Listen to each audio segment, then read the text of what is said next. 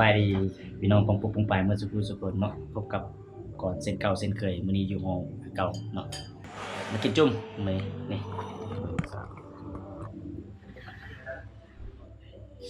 กราบสวัสดีพ่อแม่พี่น้อง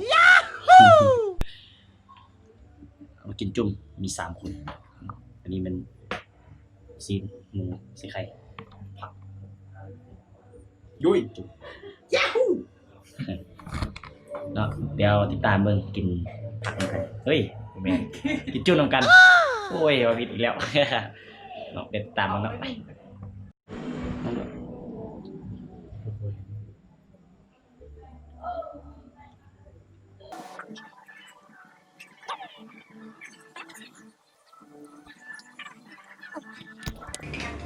ต้องกินก่อนไม่น่าจะกินมากินกันเริ่มกินนำกันจุ่มเส้นเฟอร์ปกติเขากินจุ่มเส้นสวนเดี๋ยวกินมาจบกัน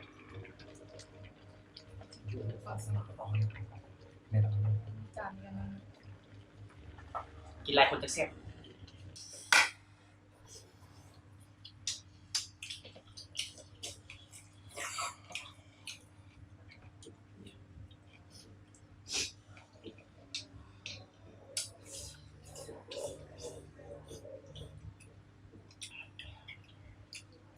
ไป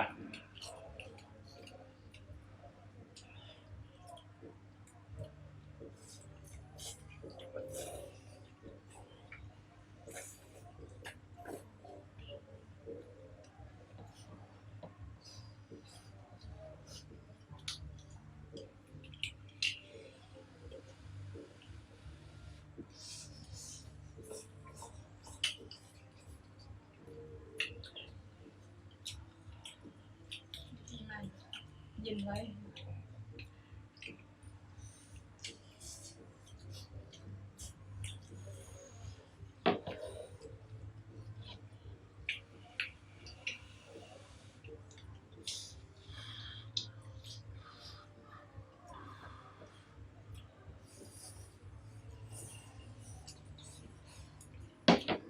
ทำแล้วแบบ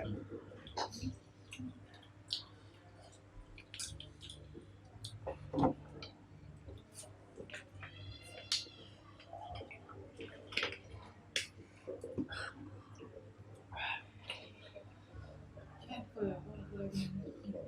กินน้ำใส่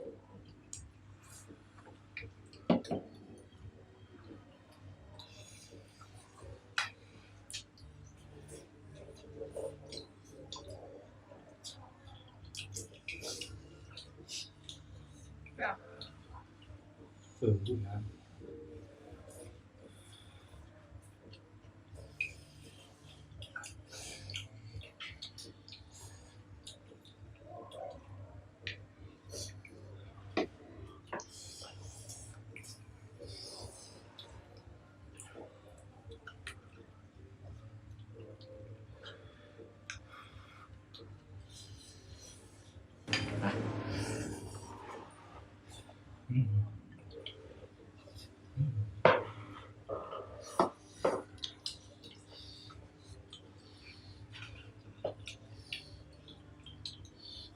ตอนพี่น้อง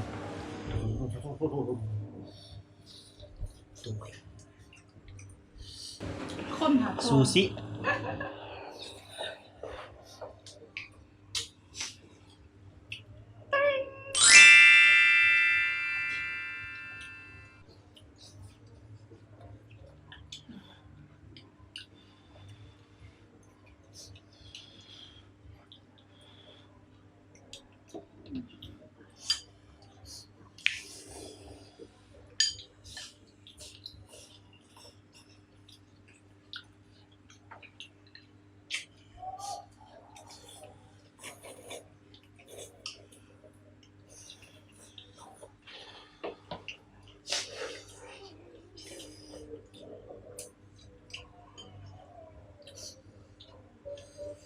โอโ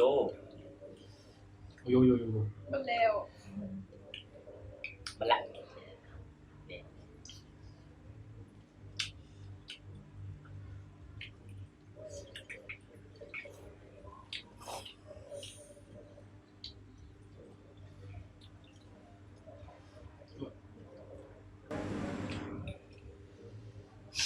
มื่อไรกินต้นไป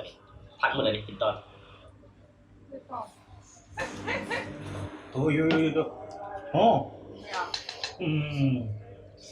เขาอยากกันในบัดนี้ โอ้ โอ้ยไปแล้ว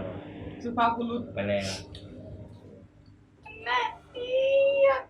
ทุย เอางี้ได้ไหมเนาะเจอกันที่ใหม่วันนี้กินจำไม่ละเนาะเป็นในการอย่าลืมกดไลค์กดแชร์กดซับสไครต์ กดติดตาม เนาะไปละบ๊ายบาย